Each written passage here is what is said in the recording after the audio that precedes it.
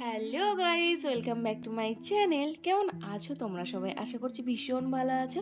ভগবানের কাছে প্রার্থনা করি তোমরা সবসময় খুব ভালো থেকো। তো চলে এসেছি আজকে আরও একটা একদম ছোট্ট একটা ব্লগ নিয়ে। এটা ব্লগ না, জাস্ট আমি দীঘা বেড়াতে গেছিলাম, তোমরা সবাই দেখেছিলে। সেই দীঘা থেকে কার কার জন্য কি কি শপিং করে নিয়ে এসেছি সেটাই তোমার সাথে আজকে শেয়ার করব। শপিং সেরকম না, মানে ওই টুকটাক ছোট্ট ছোট্ট সবার জন্য উপহার নিয়ে এসেছি। সবাই তো ওয়েট করে থাকে যে কিছু একটা আনবে, মানে সবারই মধ্যে যেটা হয়, আমার মধ্যেও কাজ করে যে কেউ যদি কোথাও বেড়াতে যায় যে কি আনবে আমার জন্য। যেমন আমার মেজদি বেড়াতে গেছে, আমিও আশায় বসে আছি যে মেজদি নিশ্চয়ই কিছু একটা নিয়ে আসবে। তো সেরকম ব্যাপার।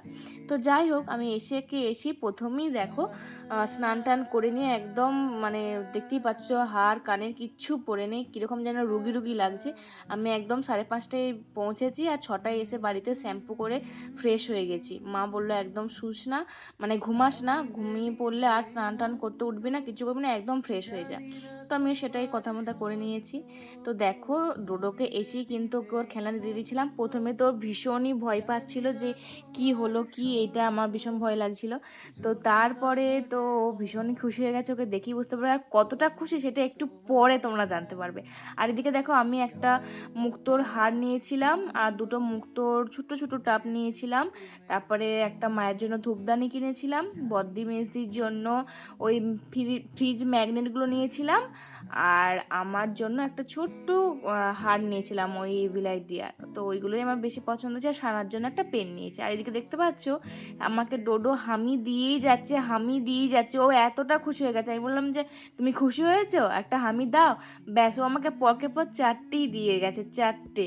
মানে দিয়ে যাচ্ছে, এখনও দিয়ে যেত, মানে আমি চলে এলাম বলে ও থেমে গেল, তাই নাহলে দিয়েই যেত, এতটাই ও হ্যাপি। তো মোটামুটি তো মেজদি ওই ম্যাগনেটটা নিল, আর বদ্দির জন্য ওটা রেখে দিলাম। সানার জন্য বন্দিক সিস্টেম পেনটাও নিয়ে এসেছিলাম। ভালো করে সেরকম কিছু গিফটগুলো দেখানো হলো না, আর বিশাল কিছু আনিও নি কারোর জন্য, কারণ সবাই ও জানে যে ওখানে সেরকম কিছুই পাওয়া যায় না। আর যার জন্য না আনলেই নয়, সেটা হচ্ছে আমার প্রিয় বান্ধবী সুদীপা। একজন তো আমার সাথে গেছিলই, আর একজন তো যায়নি, তো তার জন্য তো না কিছু আনলে হয় না।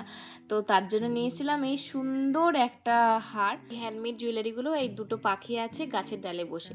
তো কেমন হয়েছে সব গিফটগুলো অবশ্যই কমেন্টে জানিয়ে, ভালো লাগলে অবশ্যই লাইক কমেন্ট শেয়ার করতে। দেখা হচ্ছে পরের ব্লগে। বাই।